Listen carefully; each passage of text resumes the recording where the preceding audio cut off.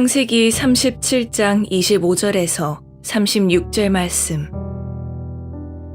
그들이 앉아 음식을 먹다가 눈을 들어본즉 한 무리의 이스마엘 사람들이 길르앗에서 오는데 그 낙타들의 향품과 유향과 몰약을 싣고 애굽으로 내려가는지라.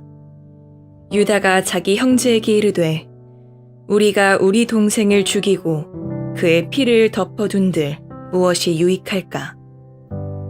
자, 그를 이스마엘 사람들에게 팔고 그에게 우리 손을 대지 말자.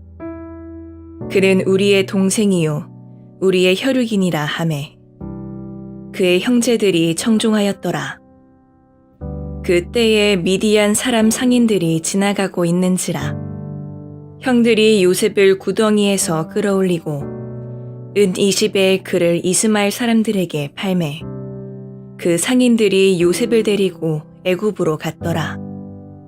르우벤이 돌아와 구덩이에 이르러 본즉 거기 요셉이 없는지라 옷을 찢고 아우들에게로 되돌아와서 이르되 아이가 없도다. 나는 어디로 갈까?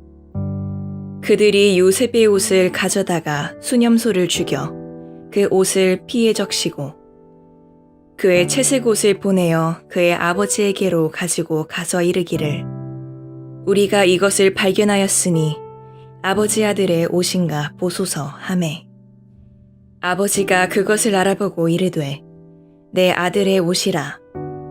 악한 짐승이 그를 잡아먹었도다. 요셉이 분명히 찢겼도다 하고 자기 옷을 찢고 굵은 배로 허리를 묶고 오래도록 그의 아들을 위하여 애통하니 그의 모든 자녀가 위로하되 그가 그 위로를 받지 아니하여 이르되 내가 슬퍼하며 스올로 내려가 아들에게로 가리라 하고 그의 아버지가 그를 위하여 울었더라. 그 미디안 사람들은 그를 애굽에서 바로의 신하 친위대장 보디발에게 팔았더라.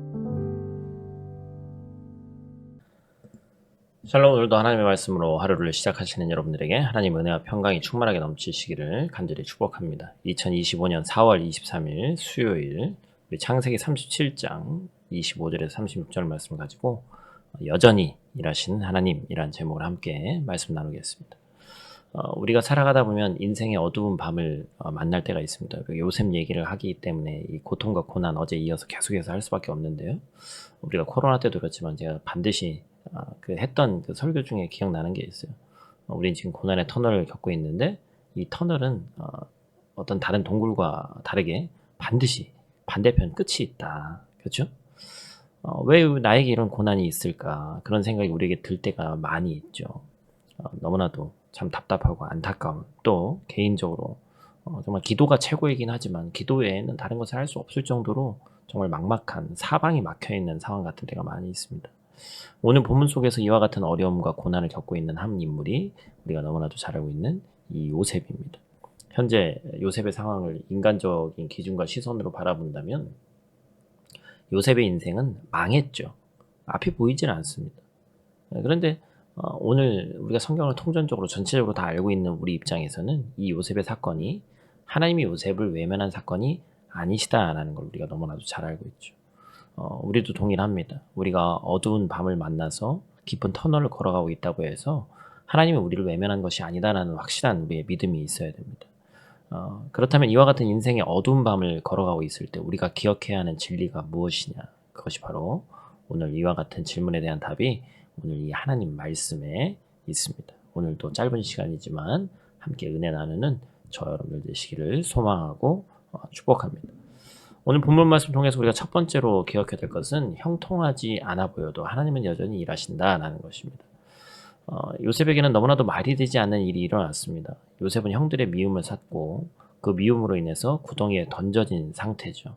25절 말씀 제가 읽어보겠습니다. 그들이 앉아 음식을 먹다가 눈을 들어본즉 한 무리의 이스마엘 사람들이 길르앗에서 오는데 그 낙타들의 향품과 유향과 모략을 싣고 애굽으로 내려갔는지라.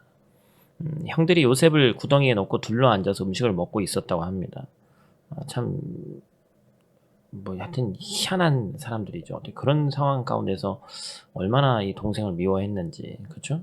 그런 미움과 시기로 눈이 머니까 살인까지 이 계획한 형제들의 잔인한 인간의 면모를 보여주는 것이죠. 그때 마침 형제들이 이스마엘의 장사꾼을 보게 됐고 형제들 중 이 유다가 한 가지 의견을 말합니다. 요셉을 죽이지 말고 이스마엘 사람들에게 종으로 팔자라는 것이었죠. 그 의견에 대한 말씀이 바로 27절인데 형제들이 모두 유다의 의견에 동의했고 형제들은 요셉을 구덩이에서 끌어올려서 은 20에 요셉을 팔았다라는 것이죠. 어떻게 이 동생을 이런 정말 많이 되지도 않는 이런 돈에 팔 수 있을까? 너무나도 비극적인 일이 요셉의 인생 가운데 아무리 배다른 형제들이지만 참 있을 수 없는 일이 벌어진 거죠.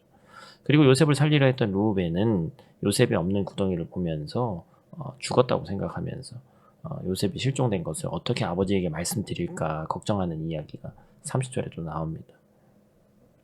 현재 요셉의 상황이 어떻다고 얘기할 수 있어요? 앞에서도 말씀드린 바와 같이 망했다라고 할 수 있습니다. 전혀 형통하다고 얘기할 수 없어요. 우리 관점에서는 당연히 그럴 수밖에 없죠. 요셉은 사랑받던 자녀에서 이제는 자유를 잃고 노예로 전락했습니다. 너무나도 극적으로 높은 이 존귀함을 입는 자리에 있다가 너무나도 밑으로 떨어졌어요. 하지만 형통하지 않아 보여도 우리 눈에 그렇게 보여도 하나님은 요셉의 인생 가운데 일하고 계셨음을 분명히 알고 있죠. 하나님은 꿈을 통해서 보여주신 놀라운 계획을 이루기 위해서 요셉을 애굽으로 인도하고 계신 것입니다. 우리는 흔히 하나님의 일하심을 오해하곤 하지요. 바로 내가 기도한 대로 내가 원하는 결과로 이루어졌을 때 하나님이 일하셨습니다. 감사합니다. 이렇게 말합니다. 기도했더니 나의 문제가 당장 사라져야만 하고 몇 달 내에 며칠 내에 그 문제가 해결돼야지만 하나님이 일하셨다고 믿습니다. 내 눈에 당장 문제가 해결되는 것 같아 보여도 하나님이 그렇게 돼야지만 일하신다라고 생각하는 거죠. 하지만 성경 66권을 보면 하나님이 당장 내 눈에 보이지 않아도 느끼지 못해도 하나님은 오늘 살아서 역사하신다는 것이죠. 만약에 즉각적으로 이루어진 하나님의 말씀만 기록되어 있다면 성경이 그냥 한 권으로 그냥 끝날 거예요. 그렇죠? 짧게. 우리는 하나님께서 일하시는 시간이 필요하고 그 정한 시간에 반드시 역사하신다는 사실을 믿는 저 여러분들 되시기를 간절히 축복합니다. 두 번째로 기억할 것은 세상의 거짓은 하나님의 계획을 막을 수 없다라는 것입니다. 이어지는 말씀 보면 요셉의 형제들의 죄악된 모습을 부각하고 있죠. 31절과 32절 말씀인데 또 우리 한번 같이 읽도록 하겠습니다. 그들이 요셉의 옷을 가져다가 숫 염소를 죽여 그 옷을 피해 적시고 그의 채색 옷을 보내어 그의 아버지에게로 가지고 가서 이르기를 우리가 이것을 발견하였으니 아버지 아들의 옷인가 보소서 하매. 참 잔인해요. 참 인간이 정말 악한 일에 이 힘쓰는 걸 보면 정말 너무나도 잔인하고 잔혹합니다. 그리고 이것을 우리 3자적 입장에서 보는 입장에서 너무나도 안타까운 장면이죠. 이 소식을 듣게 된 요셉의 아버지 야곱, 이 이스라엘의 반응이 어땠습니까? 막 옷을 찢고, 그렇죠? 우리 같으면 안 그러겠어요. 증거까지 조작해서 아버지에게 거짓을 늘어놓으니까 완전히 죽었다고 확신했습니다. 자식을 먼저 떠나보낸 이 아픔은 말로 표현할 수가 없죠. 야곱은 슬퍼했고 그 마음도 찢어졌죠. 그래서 야곱의 모든 자식들이 야곱을 위로하려 했지만 야곱의 큰 슬픔을 위로할 수 없었습니다. 모든 것이 끝난 것처럼 보였죠. 형제들의 죄악과 그 죄악이 만들어낸 세상의 거짓이 모든 것을 무너뜨린 것만 같았습니다. 그러나 성경은 얘기합니다. 뭐죠? 미디안 사람들이 애굽의 바로의 신이 되자 보디발에게 요셉을 팔았다라고 얘기합니다. 하나님의 일하심이 느껴지는 거죠. 우리는. 그렇죠? 세상의 거짓 때문에 아무것도 하지 못할 것만 같이 보였음에도 불구하고 인생의 나락으로 떨어졌고 망한 인생 같이 보여줬는데 하나님께서는 긴밀하게 일하고 계셨습니다. 요셉이 팔려갔기 때문에 장차 애굽의 총리가 되어서 이스라엘 민족의 생명을 구해내잖아요. 세상의 죄악과 거짓은 하나님의 계획을 막을 수 없다라는 것을 분명히 기억하시기 바랍니다. 형들의 거짓과 죄악은 하나님의 일하심을 막을 수 없습니다. 혹시 오늘 요셉과도 같이 말도 안 되는 억울한 일과 거짓된 상황 가운데 우리가 놓여있지 않은지 한번 돌아보고 그때 반드시 기억하기를 원합니다. 하나님은 세상의 죄악과 거짓을 뛰어넘어서 역사하시는 하나님이시다. 거짓이 이기는 것 같으나 절대로 그렇지 않다. 세상을 이기는 승리는 거짓이 아니고 죄악된 방법이 아니고 바로 하나님을 향한 믿음이다 라는 사실을 잊지 않으시길 바라요. 그렇기 때문에 오늘 하루 살아가면서 세상의 모든 사람들이 거짓되다고 해서 불법을 자행한다고 해서 그 길을 따라가지 마십시오. 그 길은 첩경, 지름길처럼 보이지만 결코 그렇지 않습니다. 우리 모두가 세상의 거짓을 막을 수 없는 이 계획을 펼쳐가시는 하나님만을 신뢰하며 살아가기를 소망합니다. 오늘도 세상을 이기는 승리를 허락하시는 믿음을 갖고 하나님을 의지한 하루 되시기를 바랍니다. 말씀을 정리합니다. 우리는 오늘 말씀을 통해 보이지 않아도 일하시는 하나님에 대해서 살펴봤습니다. 먼저 우리의 현 상황이 형통해 보이지 않을지라도 하나님은 여전히 일하고 계시고 반드시 형통을 허락해 주신다라는 것이죠. 하나님은 우리의 생각을 뛰어넘어서 역사하시기 때문입니다. 그리고 오늘 우리가 하나님과 동행한다면 우리는 아무리 힘들지라도 형통한 인생이다. 또한 세상의 거짓은 하나님의 계획을 막을 수 없음을 반드시 기억해야 합니다. 이제 우리는 세상이 거짓되다고 해서 그 것을 따라가서는 안 되고 세상을 이기는 승리는 우리의 믿음임을 기억하고 하루하루 주님만 바라보며 사는 저 여러분들 되시기를 간절히 축복합니다. 우리의 영혼이 위축되지 않기를 바라고 좌절하지 않기를 바랍니다. 우리가 하나님께 속했음을 기억하고 전쟁은 하나님께 속했다겠죠? 하나님이 일하십니다. 대신 싸워주십니다. 모든 성도가 이 사실을 기억하고 오늘 하루도 하나님께 속한 자답게 하나님의 일하심을 기대하기를 소망하고 축복합니다. 우리 다 같이 있는 자리에서 기도하고 마치도록 하겠습니다. 인생의 어려움 가운데 놓이고 나락으로 떨어지고 구덩이에 떨어진 것 같은 그 인생, 요셉의 인생 가운데 은 20에 팔려가 노예가 되었을 때, 종이 되었을 때 모든 것이 무너진 것 같고 세상에 끝난 것처럼 보여졌지만 하나님은 요셉의 인생 가운데 일하고 계셨습니다.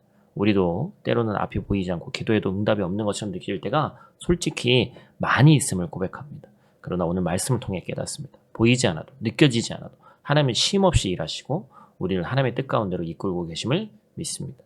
세상에 거짓과 불의가 이기는 것처럼 보여도 하나님의 계획은 결코 막히지 않음을 기억하게 하시고 우리도 믿음으로 오늘을 걸어가게 하나님 도와주시옵소서. 어둠의 터널을 지나는 이들에게 주님의 위로와 소망이 오늘 말씀을 통해 주어질 수 있도록 도와주시고 우리가 주님께 속한 자로서 정직과 믿음의 길을 조금 느려도 걸어서 하나님께 잘했다 칭찬받는 귀하고 복된 주의 백성들 될 수 있도록 하나님 도와주시옵소서. 오늘도 살아 역사하시는 예수님 귀하신 이름으로 기도드립니다. 아멘.